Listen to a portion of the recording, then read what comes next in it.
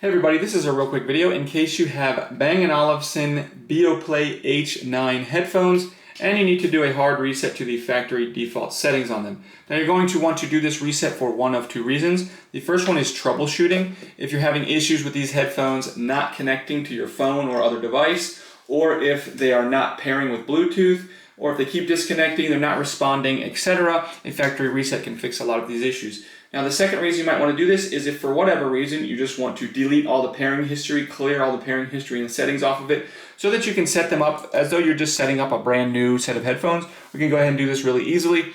We just need to have them have a decent charge on the headphones and have them turned on.